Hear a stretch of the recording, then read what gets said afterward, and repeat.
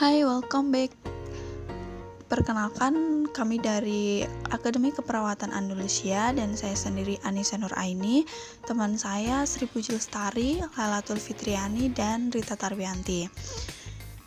Sebelumnya, jangan lupa untuk like, comment, and subscribe, dan juga nyalakan loncengnya ya. Microsoft Excel. Apa itu Microsoft Excel? Microsoft Excel merupakan sebuah program aplikasi lembar kerja spreadsheet yang memiliki fitur kalkulasi dan pembuatan grafik. Fungsi dari program ini digunakan untuk mengolah data berupa angka. Dalam beberapa pekerjaan sehari-hari digunakan untuk membuat, mengedit, meringkas, mengurutkan, dan menganalisa data. Kedua, melakukan perhitungan aritmatika dan statistika. Kemudian bisa untuk menyelesaikan soal-soal logika dan matematika, serta masih ada banyak lagi. Berikut adalah cara menggunakan fungsi dalam Microsoft Excel. Keep watching, jangan di skip ya.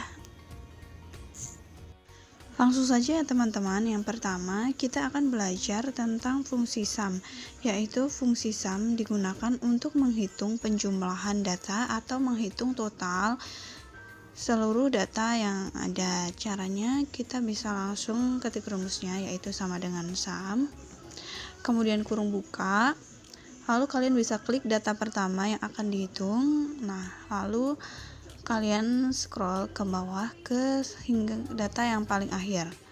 Nah, seperti ini, lalu di enter. Nah, otomatis akan muncul hasilnya.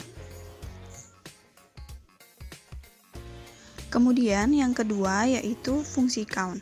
Nah, fungsi count digunakan untuk menghitung jumlah sel. Nah, kita akan menghitung ada berapa jumlah sel yang ada, atau di sini kita akan menghitung jumlah mahasiswa.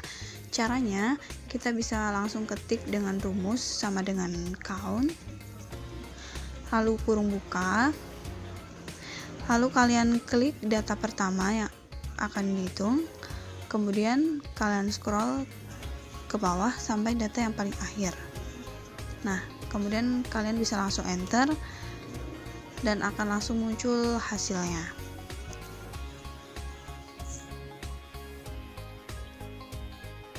Selanjutnya yang ketiga yaitu cara mengurutkan nama atau angka secara otomatis. Nah, cara yang pertama, kalian harus blok terlebih dahulu seluruh tabel. Kemudian kalian bisa klik kanan, lalu pilih short.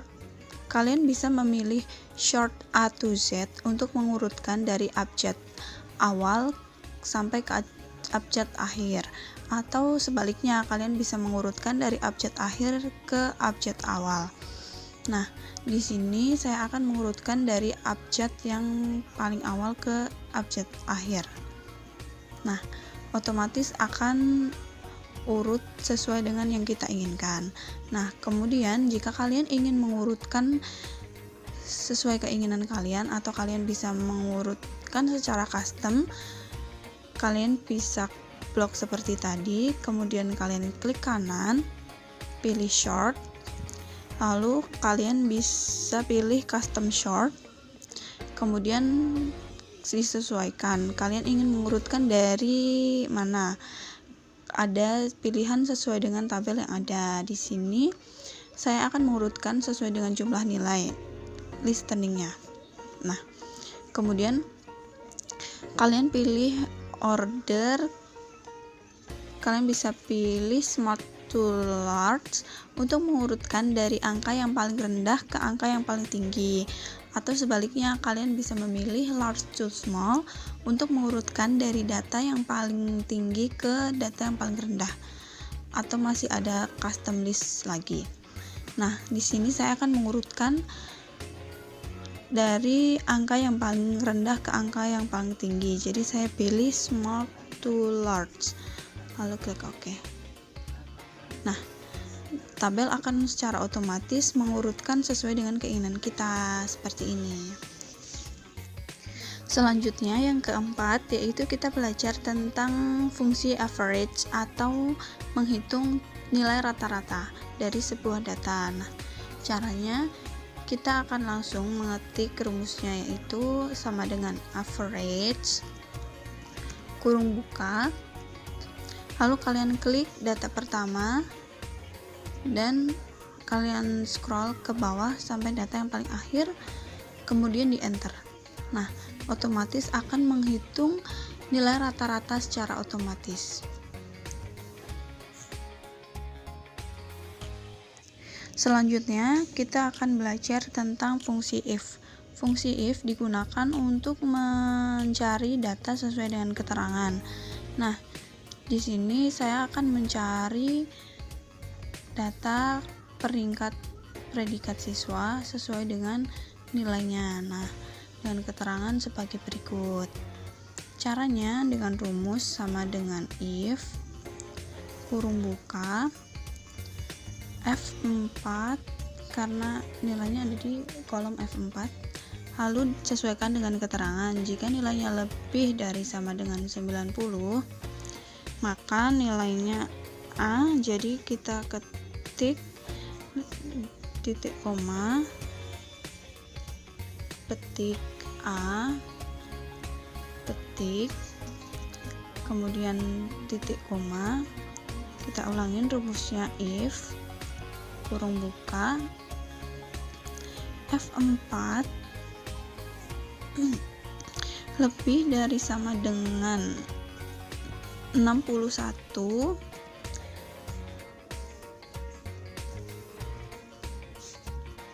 titik koma, petik B, petik titik koma, petik C, tanda petik, lalu di enter. Nah, akan otomatis muncul predikatnya sesuai dengan keterangan yang ada. Nah, untuk selanjutnya kalian bisa langsung klik di pojok bagian kanan bawah, lalu kalian tarik ke bawah. Nah, seperti ini. Lalu di bawahnya akan mengikuti. Nah, sebagai contoh, saya akan mengubah salah satu angka dan apakah predikat akan berubah sesuai keterangan atau tidak. Contoh seperti ini.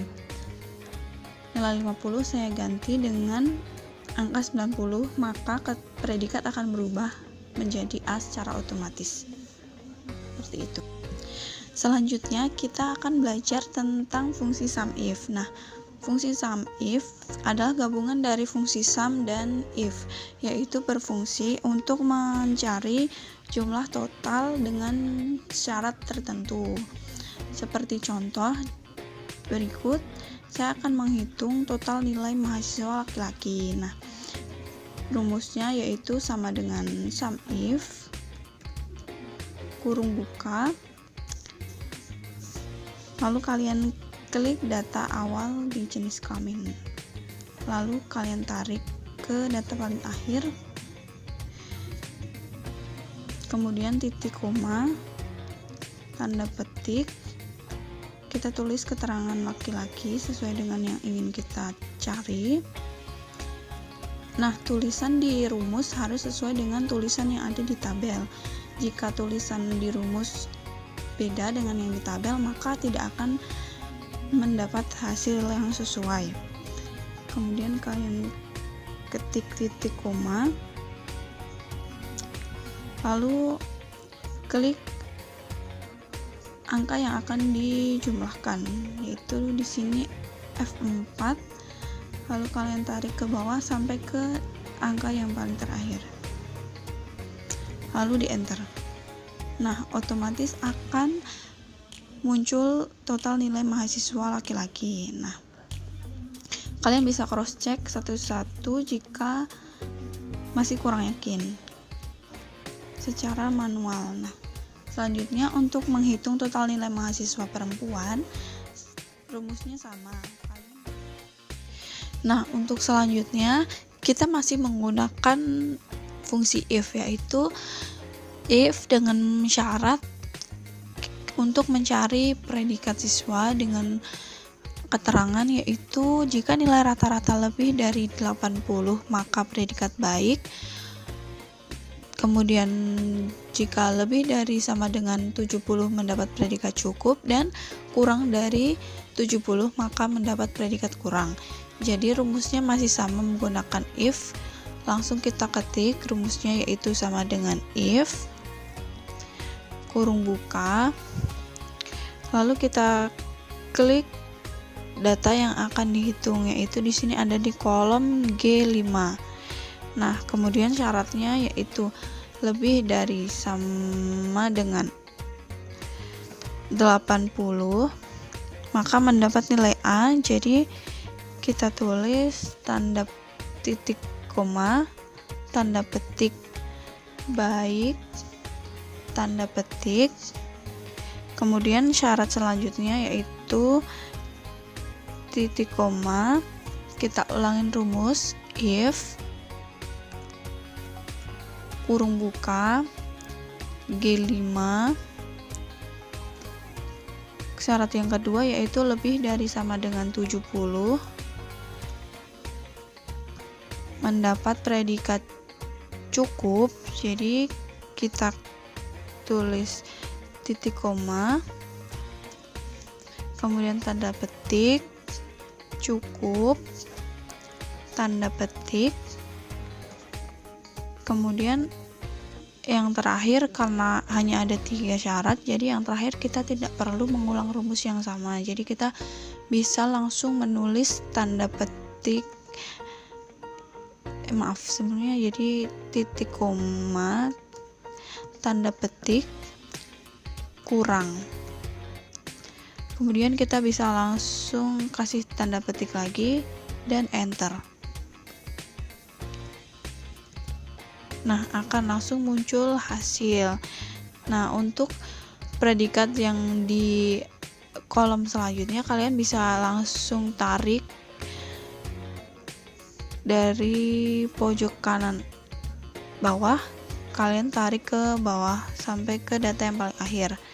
Nah, akan otomatis mengikuti untuk kolom selanjutnya. Nah, sebagai tanda untuk meyakinkan kita apakah ini sudah sesuai, maka kalian bisa coba untuk mengganti salah satu nilai yang ada di kolom. Nah, di sini saya akan mengganti nilai dari Regina Laihang. Nah, diganti dengan angka 60, maka predikat akan berubah secara otomatis seperti ini.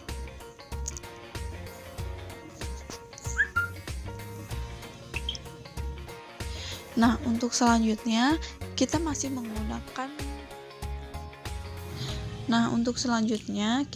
menggunakan rumus fungsi if untuk mengatur jadwal praktik di lapangan kerja, atau bisa digunakan untuk mengatur jadwal pekerjaan lain.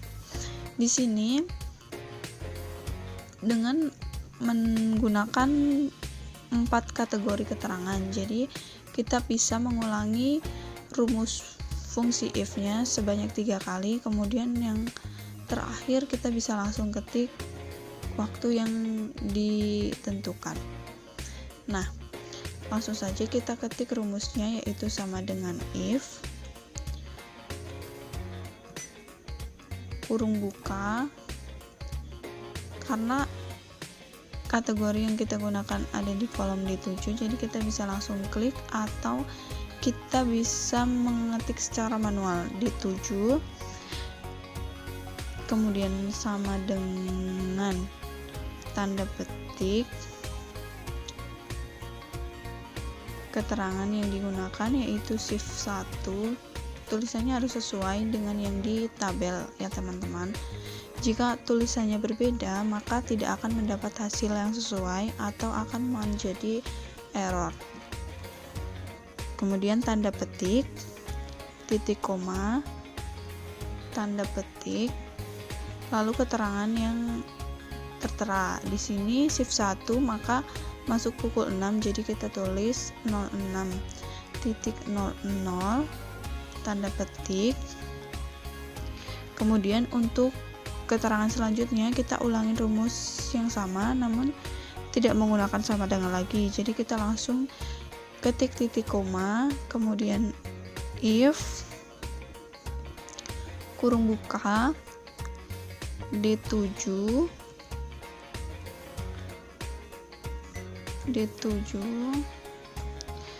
terus sama dengan tanda petik shift 2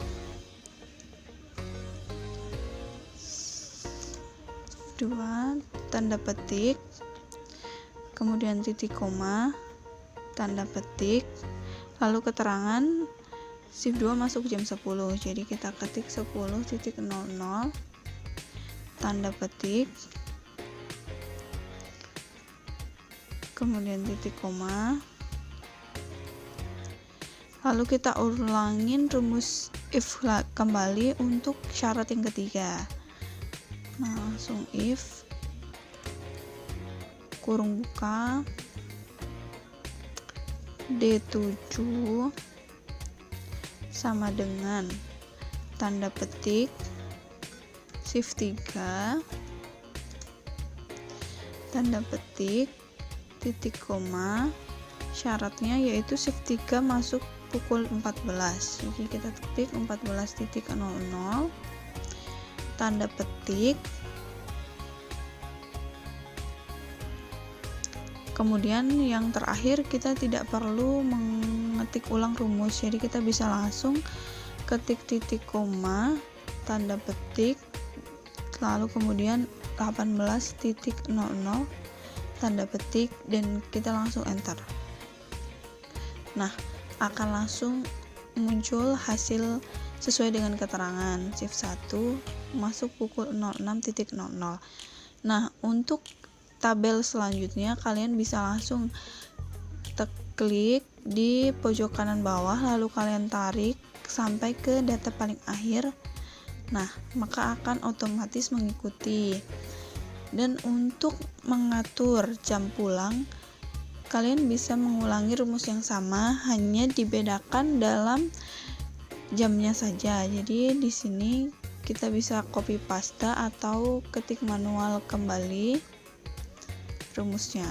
Di sini saya akan menggunakan copy paste. Jadi kita blok pertama, lalu di copy, kemudian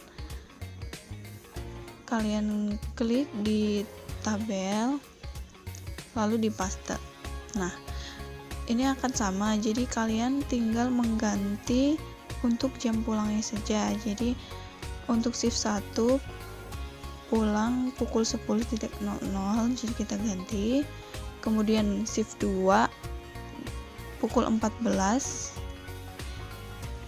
kemudian shift 3 pukul 18.00, dan yang terakhir yaitu pukul 22. Jadi kalian bisa langsung ganti di atas sini, kemudian kalian langsung enter dan akan muncul hasil secara otomatis.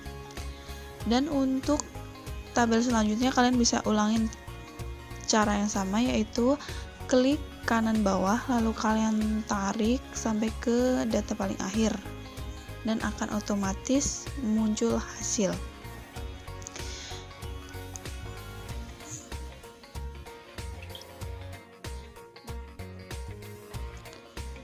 Thank you for your attention and thanks for watching. Don't forget to like, comment, and subscribe. Dan juga jangan lupa untuk nyalakan loncengnya untuk notifikasi selanjutnya.